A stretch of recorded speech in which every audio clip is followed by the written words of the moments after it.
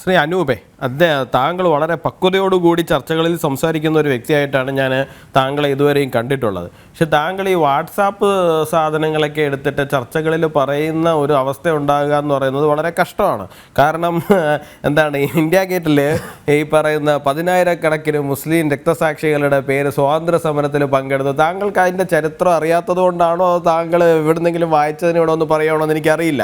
അവിടെ എഴുതി വെച്ചിരിക്കുന്ന പേരുകൾ 1914 മുതൽ 19 വരെ നടന്ന ഒന്നാം ലോക മഹായുദ്ധത്തിൽ പങ്കെടുത്ത ഇന്ത്യൻ സൈനികരുടെ പേരുകളാണ്. ആ സൈനികരുടെ പേരുകളിൽ മുസ്ലിം പേരുകളാണ് കൂടുതൽ. അതെന്തുകൊണ്ട് സംഭവിച്ചു എന്ന് താങ്കൾക്ക് അറിയണമെന്നുണ്ടെങ്കിൽ താങ്കൾ സാക്ഷാൽ BR അംബേദ്കറുടെ Pakistan or partition of India എന്ന് പറയുന്ന ഒരു പുസ്തകം എടുത്ത് വായിച്ചു നോക്കിക്കഴിഞ്ഞാൽ താങ്കൾക്ക് മനസ്സിലാവും. കാരണം 1857 ഒന്നാം സ്വാതന്ത്ര്യ സമരം കഴിയുന്നതിന് ശേഷം ഹിന്ദുക്കളെ വിശ്വാസമില്ലാതെ വന്ന ബ്രിട്ടീഷുകാർ സൈന്യത്തിലേക്ക് കൂടുതലായിട്ട് മുസ്ലിം വിഭാഗത്തിലുള്ള ആൾക്കാരെ തിരികെ കയറ്റിയെന്നും നാളെ ഈ ഒരു രാജ്യം വിഭജിക്കുന്ന സാഹചര്യം ഉണ്ടായിക്കഴിഞ്ഞാൽ ഇത് വലിയൊരു തലവേദനയായി മാറും, നമുക്ക് സൈനികരെ ലഭിക്കാത്ത അവസ്ഥ വരുമെന്നും അംബേദ്കർ ആശങ്കപ്പെടുന്നത് താങ്കൾക്ക് ആ പുസ്തകത്തിനകത്ത് തന്നെ വായിക്കാം. അപ്പോൾ അതുകൊണ്ട് തന്നെ നമുക്കത് മനസ്സിലാവുന്ന കാര്യമാണ്.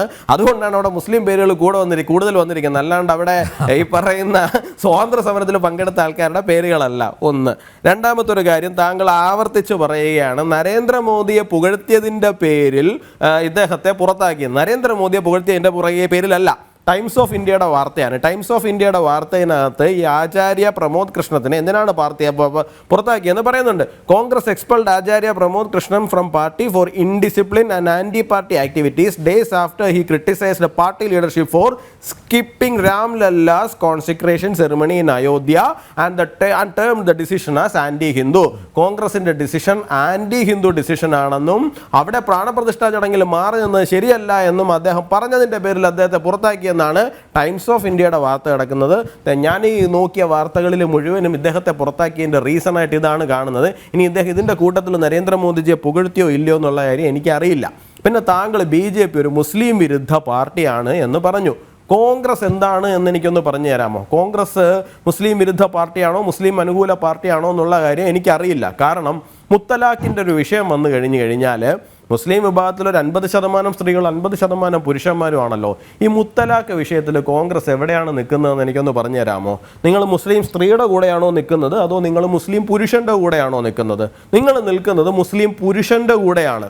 അപ്പോൾ നിങ്ങൾ മുസ്ലിം സ്ത്രീ വിരുദ്ധ പാർട്ടിയാണ് എന്ന് ഞാൻ പറഞ്ഞു കഴിഞ്ഞാൽ നിങ്ങൾക്ക് നിഷേധിക്കാൻ കഴിയുമോ? ഞങ്ങൾ ആ വിഷയത്തിൽ നിൽക്കുന്നത് മുസ്ലിം സ്ത്രീയുടെ കൂടെയാണ്. യൂണിഫോം സിവിൽ കോഡിൻ്റെ വിഷയത്തിൽ ഞങ്ങൾ നിൽക്കുന്നത് മുസ്ലിം സ്ത്രീകളുടെ കൂടെയാണ്, അല്ലെങ്കിൽ ന്യായത്തിൻ്റെ കൂടെയാണ്. മുസ്ലിം സ്ത്രീകളുടെ കൂടെയാണെന്നല്ല, ന്യായത്തിൻ്റെ കൂടെയാണ് നിൽക്കുന്നത്. നിങ്ങൾ നിൽക്കുന്നത് മുസ്ലിം സ്ത്രീ വിരുദ്ധ ഭാഗത്താണ് നിൽക്കുന്നത്. അപ്പം നിങ്ങൾ എങ്ങനെയാണ് മുസ്ലിങ്ങളോട് നീതി പുലർത്തുന്ന പാർട്ടിയാണ്? നിങ്ങൾക്ക് അവിടെ ഡിസിഷൻ മേക്കേഴ്സ് ആയിട്ടുള്ള പുരുഷന്മാരുടെ കൂടെ മാത്രം നിൽക്കുക എന്ന് പറയുന്ന നിലപാടാണ് നിങ്ങളുടേത്. അല്ലാണ്ട് നിങ്ങളുടേത് അവിടെ മനുഷ്യപരമായ നിലപാടൊന്നുമല്ല. CAA എന്ന് പറയുന്ന മുസ്ലിം വിരുദ്ധ ബില്ല് പാസ്സാക്കി. CAA ഒരു മുസ്ലിം വിരുദ്ധ ബില്ലല്ല. CAA ഒരു പാകിസ്ഥാൻ വിരുദ്ധ ബില്ലാണ്. അല്ലെങ്കിൽ CAA ഒരു ഈ പറയുന്ന ടെററിസ്റ്റുകളായിട്ടുള്ള ബംഗ്ലാദേശി മുസ്ലിങ്ങൾക്കെതിരായിട്ടുള്ള ബില്ലാണ്. അല്ലാണ്ട് ഇന്ത്യയിലുള്ള ഒരു മുസ്ലിങ്ങൾക്കും എതിരായിട്ടുള്ളൊരു ബില്ലല്ല. കാരണം അവിടെ പീഡിപ്പിക്കപ്പെടുന്ന ന്യൂനപക്ഷങ്ങൾക്ക് ഇവിടെ നമ്മൾ സിറ്റിസൺഷിപ്പ് കൊടുക്കാൻ